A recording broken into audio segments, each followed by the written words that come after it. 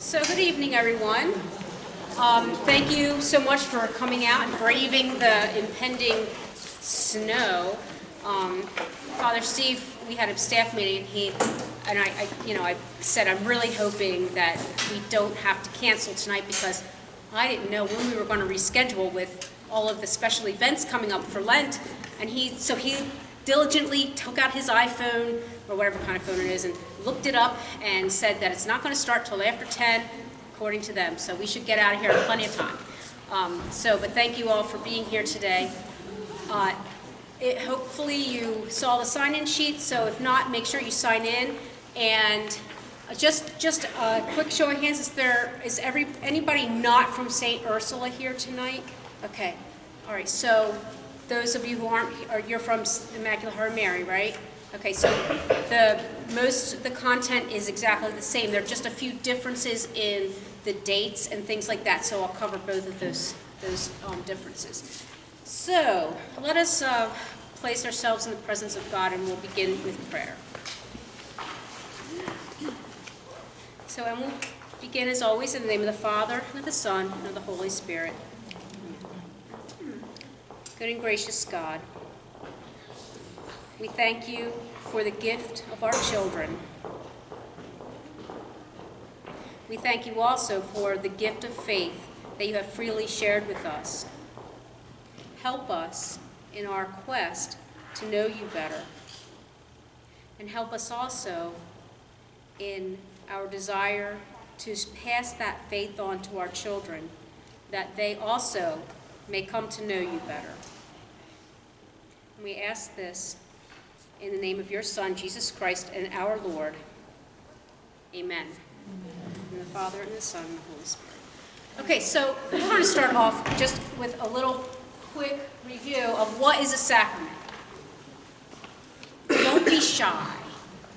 Just like, come on down. So what is a sacrament? Can anybody give me a definition of a sacrament?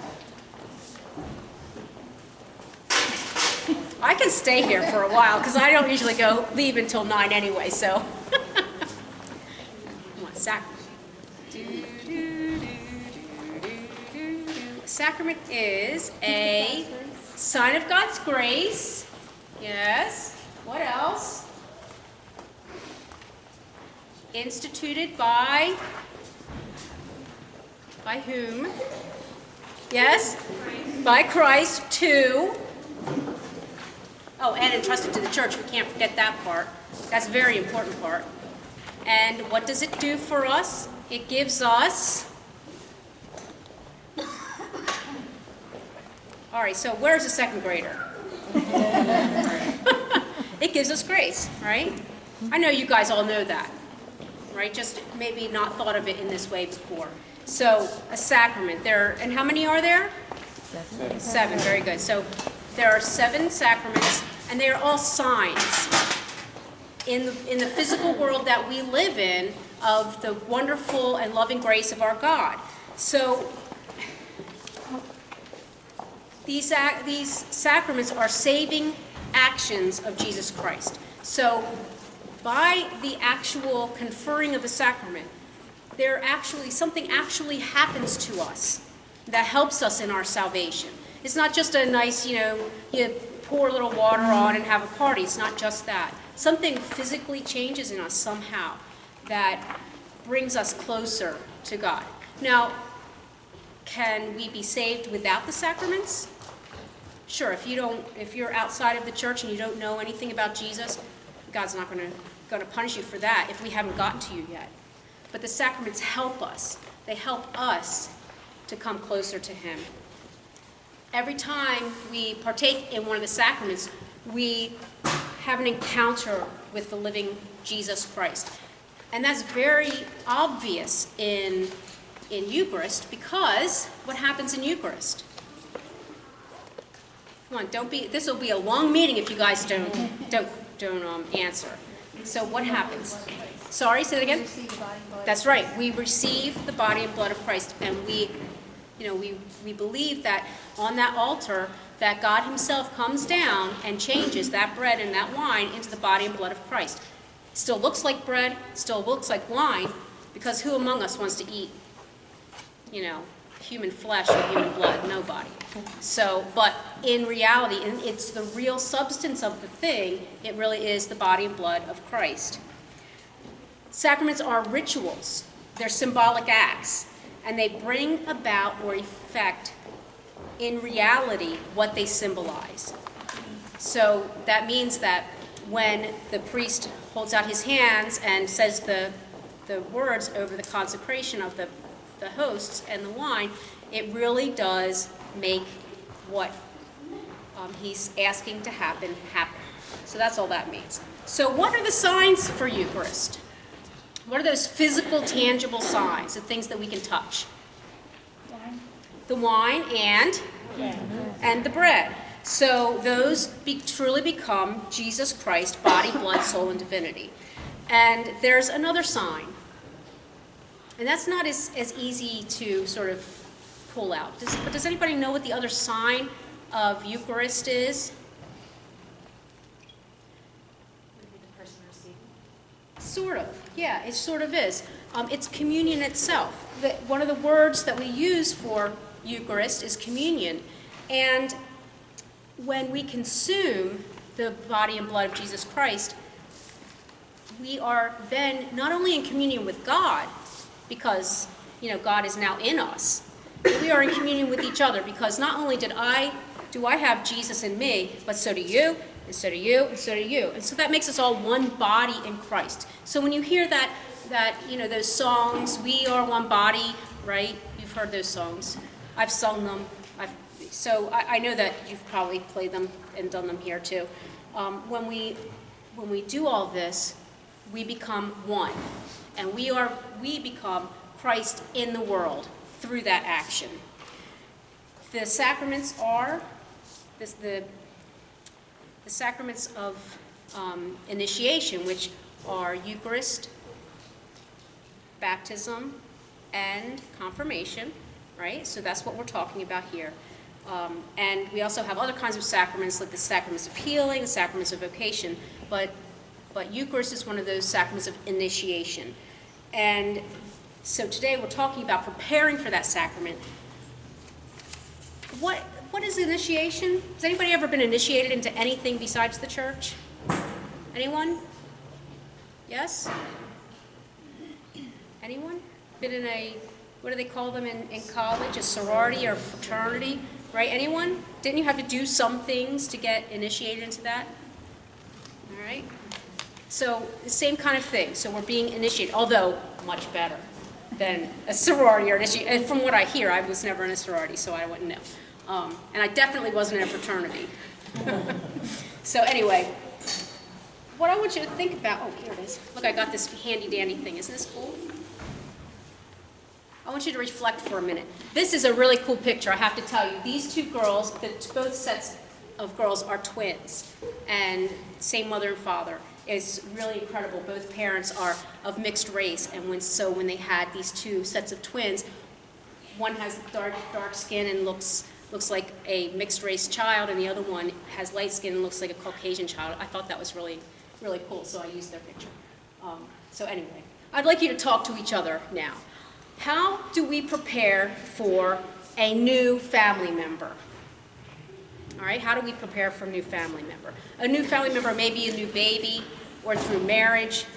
Also, think about this. Is the family affected in any way by the anticipation of that new family member? Okay? And then the third thing, and don't worry, I'm going to put it up there so you don't forget. The third thing, why are you presenting your child for full membership into the church family by receiving Eucharist? Because that is what initiation is, right? It's becoming a member of that family. So I'll give you like 5 minutes. And please talk to each other. Even if you don't want to talk to me, talk to each other. Okay, you ready? Set, go.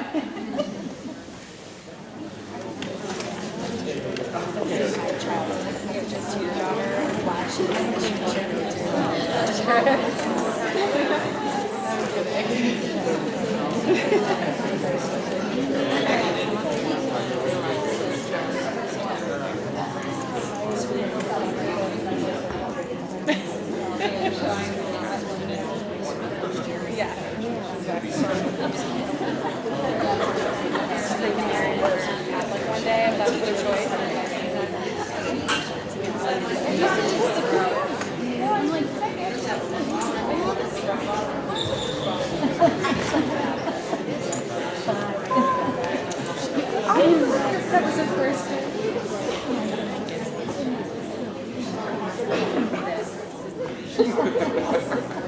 I would say this. It would depend. I don't know when you would say that.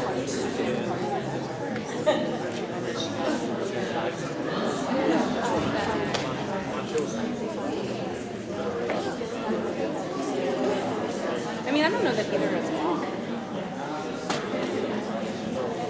I would say this sounds better.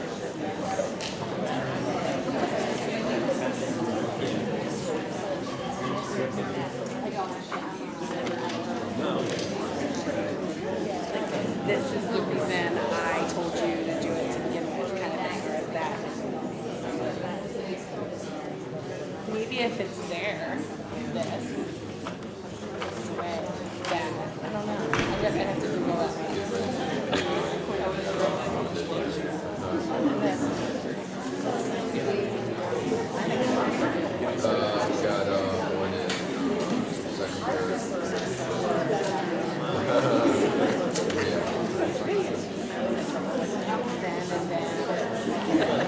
Those are my tests of grammar. I think naturally I would say that.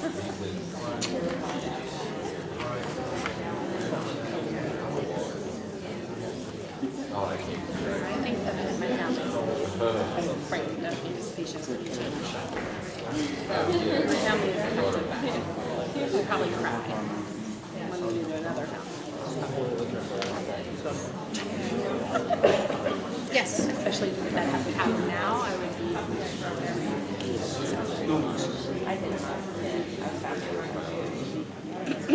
Are you oldest? Oldest.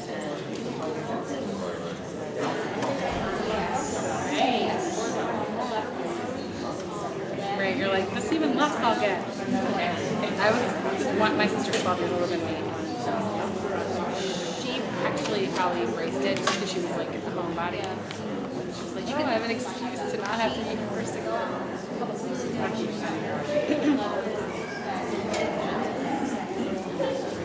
Well, if you didn't, then give me a call and make sure. So, which classes you were talking about? And I thought it was my sister.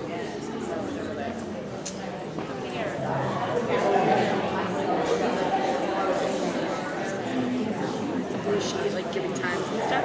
Sign up? Well, I'm a high HR person. I got a packet with dates, times, and stuff. I signed up Gmail. Yeah, the actual other dates. Yeah, but I think it's for anyone. It was in the letter that I had. I don't know if I have to send it. Well, there were other families who said they didn't get one. They just when are you doing it?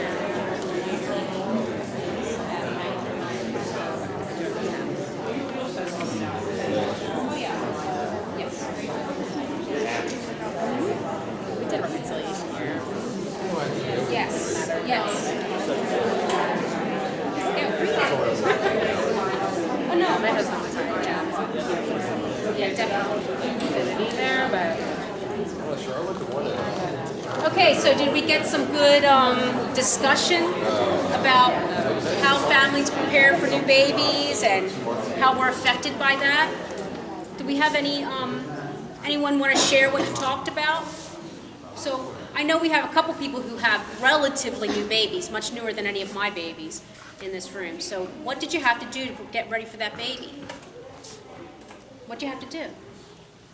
make space. Make space? Yeah, what else? Preparation of a room. Oh, we gotta have a room. Yep. Gotta. Sorry? Prepare the older kids. Oh yeah. Oh yeah. You gotta prepare those older kids. Yep. They need to know, don't they? It's not you. It's not gonna be a surprise, right? Mommy, why are you getting so fat? Anything else? I mean, there are a lot of things, aren't there? You know, you have baby showers. You have, your family and friends are so excited for you, and the same is true of the church. The church always has room for our new people coming in, our young people, our old people, are disabled people, are anything. Whoever you are, the church will always have space for you. It doesn't matter. If you've been gone for 30 years and you're just now coming back, the church will make space for you. It doesn't matter what race you are, what nationality. It doesn't even matter, really, if you're Catholic. The church would love to have you come and be part of us, and we'll convert you. So we have something just for that. It's called RCIA, Rite of Christian Initiation for Adults. So the church always makes space for God's people, and that's what all of you are. You're God's people, and there's always room for you and your children, regardless of what kind of baggage you come with. There's always room. And the church is also affected every time new people come to be part of the church. I mean, just think about it. If we have, a whole bunch of new babies suddenly, there are going to be new baptisms, we're going to have to open up a new classroom. We have to make adjustments as well. But also, the people around you are joyful when, that you go into Mass and they see new members. They are full of joy, and which is the way it should be. So, I know this works. I've been practicing with it. Eucharist. What is Eucharist? One of the most important things about Eucharist is that it's the fullness of the rites of initiation. So we have those 3 rites. We have baptism, which usually happens when we're a young child usually. We have confirmation, which seals the baptismal grace, and then we have Eucharist. In some of our Christian denominations, they confirm at the same time as baptism. And actually, if you are an adult or an older teen or something in the Catholic Church, you would be confirmed as well when you are baptized, and you would also make First Communion at the same time. Because over the years, there were lots of adults coming into the church, and then they started having children. It seemed prudent to separate those initiation rites so that the children could grow into the faith. Because an adult can choose, right? You can choose to come into church. The kid that you're bringing with you can't. They can't choose. Not that, I'm not saying that you shouldn't bring them. Of course you could bring them even if they're kicking and screaming, because when they're young, that's when they will really learn to love Jesus. The younger they are when you bring them to Mass for the first time, the more attached, the more they become enamored with and in love with the person of Jesus Christ. And that is the goal of all of what we do here at St. Ursula, through the school, through our religious ed, through our Masses, is to help us all fall in love with Jesus Christ so that then we can take out his mission to the whole world. Sacraments of initiation are not just about you, though. They're not about me when I take my child to that initiation rite. It's about the entire community of faith. We all prepare for your presence in that community and support you in that faith journey as you introduce your child to Christ. But in a very real way, even though confirmation for your children is coming later, Eucharist really completes Christian initiation. Because what more can you do but actually receive Jesus into your body?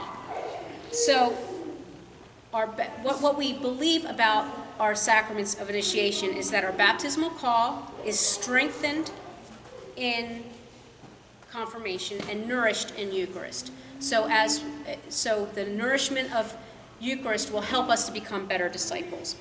And so we want to just become deeper and better disciples of Jesus Christ. So, Eucharist is union with Christ and the community. Not just me and Jesus, but also me and everybody else. It is the source and summit of the Christian life. It's the commitment of the entire person to Jesus Christ. Think about it. If you're taking Jesus into your body, you better be committed to him, because now you are Jesus. Right? You remember that commercial on Sunday? Maybe I'm getting too old. Maybe some of you won't know it. But when I was a kid, there's this commercial on Saturday morning cartoons, some kind of cereal. I don't even remember what it was. You are what you eat, from your head down to your feet. Anybody remember that? A few of you? Yeah, okay, some of the younger people I see nodding their heads. I'm not, be so old, I guess. But yeah, it's true, isn't it? You know, when we eat healthy, we feel better, don't we? And we eat nothing but junk food, we feel bad. We are what we eat. And when we take in communion, when we consume, we eat Jesus, we become Jesus. So that is basically what Eucharist is all about. We really do become Jesus Christ in the world today. We are in communion with the whole community because we are a Eucharistic people. We journey together, we rely on each other for support and encouragement, and our center of the community is Jesus Christ himself. We must be bread for each other as Jesus Christ was bread for us. And Pope Francis said this really, really nicely. Jesus speaks in silence in the mystery of the Eucharist, and each time we receive, reminds us that following him means to come out of ourselves, not make our lives our possession, but a gift to him and others. Jesus willingly becomes a part of us. He gave himself to us so that we can then share that gift with others. That is what it means to be in union with Jesus Christ and the church and with each other. We're all brought together in community through the celebration of the sacrament of Eucharist. And we're one, eating and drinking, receiving our nourishment from the same source, connected together by that bond. So, is there any questions so far? I know it's a lot to think about, isn't it? You know, I guess one of the things that I learned when I, started on my journey to working in the church was that, wow, there was just so much to the faith that I never knew. I never really thought about the fact that when I received communion, I became Jesus because, he entered me, and then I needed to then go out and be Jesus to other people. It never really occurred to me. And sometimes that's still hard to think about. So next, there are effects of the sacraments, effects. And there are 4 from the Code of Canon Law. The Code of Canon Law is basically the law book that oversees everything that we do in the church. So it's like our rules. One is that it expresses our faith and strengthens our faith. So every time we receive a sacrament, we are saying, yes, I believe, and it also will give us like a little boost to help us to continue to believe. When we receive a sacrament, we are worshiping God. It's offering worship. It also, in a very real way, effects the sanctification of humanity, all of humanity. The church is the beacon of hope for the whole world and sanctifies the whole world through the celebration of the sacraments. And finally, it establishes, strengthens, and manifests or makes real the ecclesial community, the ecclesiastical community, which just is a fancy term for the church community. So it just actually makes it happen that we are all one and we have a stronger bond because of the sacraments. So part of that is, oh, wait a minute. I'm missing a page. I'm missing something.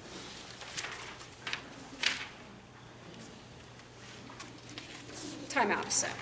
I either turned too many pages or I missed something.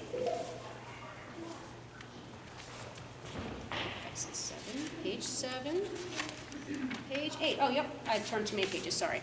Okay, so we're going to next talk about archdiocese requirements. And the archdiocese has requirements because of this quote. This is Cardinal Basil Hume, and I looked him up because I loved this quote, but I forgot where he was from.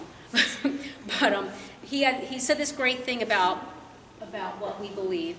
He said this: doctrine without the experience of Christian living is sterile, and any attempt to live as a Christian without attention to doctrine will lead to confusion. Doctrine is best learned within the experience of Christian living, and Christian living must be inspired and rooted in authentic Christian doctrine. And so doctrine is basically what we believe, right? So in order to help us in this, what he says, in learning our doctrine. We have to, be part of the community. That's what he's saying there. You can't just know it all in your head. You also have to be part of the community in order for it to be real to you. So there are 4 pillars of preparation that the Archdiocese requires of all people coming for sacramental preparation. And with children, one of them is parental catechesis. So catechesis 1. And because your kids are young, it's that you guys are the main people that need to be catechized. That's what the Archdiocese says. 2, you need to be part of a faith community. So whatever church you're going to, you should be coming. 3, remote preparation, which is the outside stuff, and we'll talk about it a little more, and immediate preparation, which is what we're doing now. So, regardless of what our families look like, the Church recognizes the importance of those of us who've been given the gift of children. And whether those children are natural children, adopted foster children, or grandchildren, I don't have grandchildren yet, or if there are nieces or nephews, whoever it is that we are tasked with raising and nurturing and caring for, the Church recognizes how important we are. We, not the Church, but us. And the Church says this, that we are the first and primary catechist of our own children. And what that means is that the Church sees us as we really are, as the most important people in those children's lives. And because of that, they will best learn about Jesus from us. That is why the Church says that we are the primary catechist or teacher of the faith to our own children. So the teacher in school, the teacher in religious ed, there's nothing that they can do beyond helping you raise your own child in the faith. So just like anything else, I won't tell you what my 12-year-old wants me to teach her, but because it's really gross. But and all you moms can figure out what I'm talking about. But if you think about what is it that we teach our children in life, we teach them to be good people, don't we? And that is so important. And that the fact that we are doing that for our children every single day is how we will learn, and they will learn to follow Jesus. They will learn by our example. So the second part is the faith community. This is a picture of all the people that attended the papal mass in Philadelphia, I think. I think that's the picture I got. I thought it was really incredible. So the faith community. First and foremost, the sacraments belong to the faith community. Jesus entrusted the sacraments to the Church, so they don't belong to us individually. We are preparing our children for a lifetime of faith, but it's in the community of faith that happens, and those sacraments are experienced. So while we go home, and that is indeed a small church, we need to bring our small church community to the larger church community to help us to strengthen our own faith. So one of the things that is important to remember about the fact that Jesus entrusted the sacraments to the Church and not to me and you is this: no one has an absolute right to a sacrament. So the faith community has discretion. So there are certain rules, right, that we have to abide by. Also, sacraments are a proper part of a community's worship. So, for instance, there's a lot of interesting things happening right after Vatican II that I hear. I don't know. I was very young. I was born after the council ended, I think. But I hear in the 70s, when I was just a little itty-bitty thing, that there was a lot of different things being tried, like they would have First Communion Masses in people's houses. And the Church looked at that and thought, well, we're not sure that that's really the appropriate place for it, because we really need everyone to support those people. And we need everyone to raise those children up to learn more about Jesus. So while it sounds really cool to break your own bread and stuff, there are certain things that we have to abide by. So we celebrate our sacraments in our own faith community, and this becomes important because anyone who goes to one of the schools, Immaculate Heart of Mary or St. Ursula's School, if you actually celebrate Mass on the weekends somewhere else, you should go to that parish for preparation and for the actual First Communion.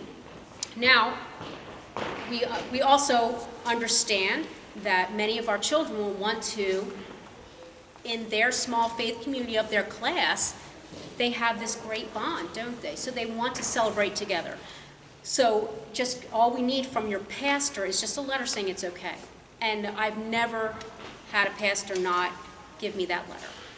All right, so if you go to your pastor and say, hey, look, my kid goes to X school, or we've been going to X religious ed, would it be okay if my child, goes through preparation and receives the sacrament there? Now, I already know that there are some from both schools who are going back to their own parish for sacrament preparation, and that's fine, and that's the way it should be. But I also know that we have at least one family from St. Dominic's in our faith formation class on Monday nights that is coming with a letter from Father Ty giving permission. So that's just all I ask, because that will keep you out of trouble with your pastor, will keep me out of trouble with my pastor, and we're all good. Of course, Father Ty is really my pastor. I mean my boss. Keep me out of trouble with my boss. All right, so the sacraments are sacraments of Christ. They're sacraments of the church, they're sacraments of faith, and they're sacraments of salvation. Those four things are so important for us to remember, that it's not just about us, it's about all of us together. This faith community will help you. Oh, that's right, I left this one out. The faith community will help you by offering supportive and nurturing community, providing your education, which is part of this meeting, and I'll also send some by email some what are they called, articles for you. We provide catechesis for your children and preparation materials and things like that, answer any questions. But again, we can't take your place. We can't take your place. So one of the most important things in remote preparation is that you are actually coming to Mass. All right? That's really important. That's part of remote preparation. Also part of remote preparation is that your child has been receiving ongoing catechesis. So at least last year, and catechesis is just basically what the fancy term we call for our religious ed classes, our faith formation classes, or our school religion classes, right? So they have to be receiving that ongoing instruction in the faith in a more traditional way than what we do at home. Because what do we do at home? When they ask us things, we talk about it, but otherwise, we just sort of live our faith, right? So we have that kind of constant classes that go on. So last year they should have been in some sort of program, and this year they need to be in program. That is part of the remote preparation. Those two things, the catechesis last year and this year, and also the attending Mass. Immediate preparation, that's where we are right now. So these are the things that are involved in immediate preparation. So the parent, remember back to the archdiocesan requirements, parental catechesis. We need you guys to also be involved. We can't just have you, drop off your kids at one time that's what we did. We dropped off our kids, but we have better ideas of the way children learn about their faith and learn about the love of Jesus. They learn it from you. They don't learn it from me. Regular attendance at Mass continuing. We have the children's catechesis, which that's what these folders are for. All right. These folders are great. Most of you will have gotten these from reconciliation, right? So they work kind of the same. There are 6 lessons or something like that, and each one is a leaflet. You can do it in the car while you're waiting for another kid to be at a dance or whatever, basketball or whatever. You could find a time after dinner maybe for a couple of weeks. A neat thing about these is that there is a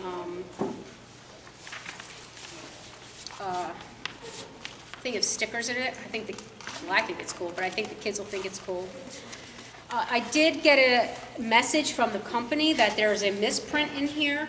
If you remember that I said that in some places, in some traditions especially, confirmation happens at the same time as baptism.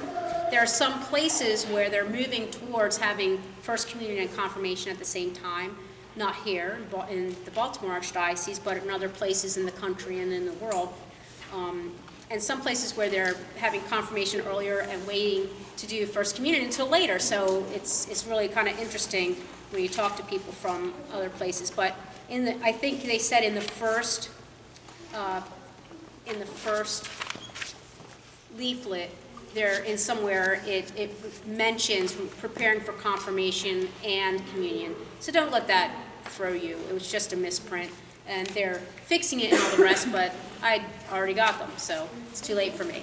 I didn't think it was important to, I think it wasn't that bad to reprint the new, they sent me a link to a corrected page, but, you know, I didn't think it was such a big issue that we needed to take care of that by printing all that. Another thing that we need to do, we also have our retreats. So the retreats, we bring the kids and the parents together. We have, it's a little different from the reconciliation retreat. There are 4 stations. You go and do 4 different activities. And there's one at each of the 3 churches in the area. We'll talk about the schedule in a minute. Also, you have to consider readiness. All right, so readiness. Some of you might remember or may have heard me tell the story about my daughter who repeated first grade, and so I was just going to let her, you know, wait to receive her first communion until she was in second grade, right? As a 1 year older second grader. I didn't think it really would matter too much, and you know, well, what do I know? And I figured she is a little less mature than her same age peers, and so I thought that would give her a little more time to understand better, right? So I was very wrong. She has 2 cousins who they were all born within a couple of months of each other. So one of them was with us for Christmas Eve Mass. This is I think the first year, no, it was the second year of first grade when I was going through this whole, you know, should I not, and I'd already decided no. And they're under my coat during Mass having this very heated and loud argument. And I'm like, you know, I pull my coat off, what are you doing? You be quiet, you're in Mass. And Jacqueline, as loud as can be, tell him that that's really Jesus' body and blood. And I was like, oh my. You know what? She got it. And I never said anything about it. And then what made it kind of worse is that as we were going up, you know, at our church and as in many churches, children can go up for a blessing, and she goes up and she's right in front of me. And she goes up to the person holding the cup and she grabs the cup and she said, tell him that this is really Jesus' blood. And the poor Eucharistic minister was beside herself, didn't know what to do. And so I'm like, we'll talk about it later, Jacqueline. Okay. So I realized that I was so wrong. She really was ready. But not all kids are going to be ready. You know, she has her issues with school and, you know, learning other things, but that she got, right? So if you feel like your kid's really not ready, that's okay. We can always delay. You know, that's okay. You know your kid better than I do. So anyway, another thing, they're supposed to be receiving reconciliation before Eucharist. Why? Because when we receive Jesus Christ, body, soul, blood, and divinity, we want to, I think I said that out of order, but we want to be sure we're free of sin, right? Second graders, most of them haven't done anything terrible, right? But still, they pull their brother's, you know, glasses off. I just saw someone do that earlier. or they chase their sister, or, kick the dog, or whatever, So there are things that they do that hurt themselves and their relationships with other people, and that's what reconciliation is about. So if you haven't had the chance to go through the reconciliation preparation with them, or they haven't gone to reconciliation yet, then let me know, and if you think they're ready for that, then we can talk about when they can go. At St. Ursula, we also have rehearsals for First Communion. Immaculate Heart of Mary does not. I hear that it goes fine, so I'm going to be checking that out. We might, go without rehearsals here too, for the future, but not this year. All right, so are there any questions? I think I have covered everything except for the calendars that I wanted to. I know it's a lot of information. I'm also going to put this presentation on the parish website, on St. Ursula's website, so if you want to, if you're like, what in the heck did she say, feel free, or just call us. You can ask me, you can ask Father Steve, you can ask Father Mike about anything that you're not sure of. But were there any questions before we go over the schedule? All right. So does that mean I was very clear? Great, that's good, that's good. Okay, so here we go. Our first calendar we'll look at is St. Ursula's calendar. The calendars are very, very similar, but there are just a couple of small things that are different. So I took off the parent meetings because I figured you're here. You don't need to know that. There is, for your friends, the next parent meeting is in a couple of weeks on the 21st on Sunday at 9 a.m. at Immaculate Heart of Mary in the school gym. So if you know someone who didn't make it tonight, let them know they can come to that one. It'll basically be the same content. So we have the three different retreats for parent and child. One is at here on March 12th in the Spiritual Center, which is across the street in the basement of the church, right? So if you've never been there, you go over, you park around the back of the church, and you can go down through the double doors in the back. Sunday, March 13th, the very next day, it'll be in the afternoon at St. Isaac Jogues. And that probably will be in the Cronin Center, which is a separate building behind the church itself. What time is that one? That one is at 12:30. This schedule, that blue packet that you got either last week or a couple weeks ago, there's a yellow sheet in there that has this schedule on it. So, also, Immaculate Heart of Mary's will be the following week on Saturday at 9 a.m. and that will be, we'll register in the school gym and go to the stations from there. There's also an instructional mass. The children for our religious ed on Monday night have already gone to theirs. The school children will be scheduling theirs with their, the teacher will be scheduling them. Immaculate Heart of Mary actually has one scheduled, and I'll when we go to the next slide, I'll let you know when that is. We have, for St. Ursula only, we have rehearsal the Friday before your First Communion. All right, so you can see all the dates are up there for First Communion, and the Friday before at either 7:30 or 6:30 for when there are two First Communions that week. The first First Communion rehearsal will be at 6:30. The second will be at 7:30. Okay. We could use some help if anybody wants to help with preparing things for our retreats, or we also might need some help, like gathering children and things like that at the actual First Communions. And so if you have a gift in any way I can think you can think of that we might be able to use it, I would love to have you come forward. And if you really love the retreat this year, let me know that you'd like to help for next year's retreat so that we can keep it going for our other children. So, Immaculate Heart of Mary, the retreats are all the same. Your instructional mass is February 28th at the 10:15 mass. So that's been scheduled with Father Mike, and everybody, I think I'm unfortunately, I think I have something I have to do that morning, so I'm kind of sad about that because I really wanted to go and see what he did.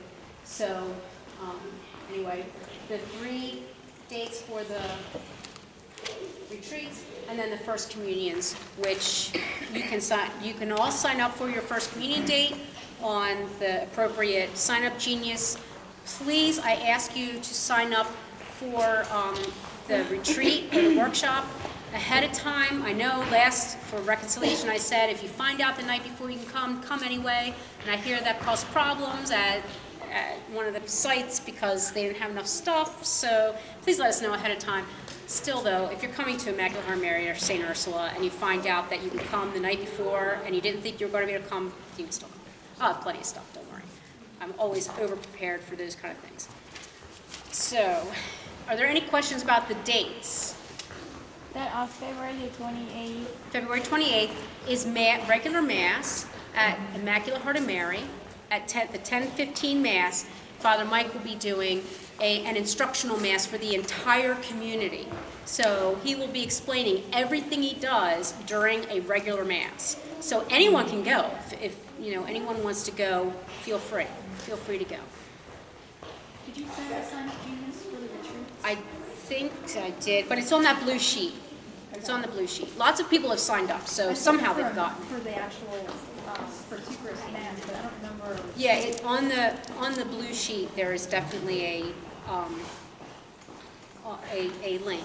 But yeah, I can send that again. I won't be able to do it from here because I don't have internet here today, but I'll send it on Go to Wednesday. sign up Genius and look for it?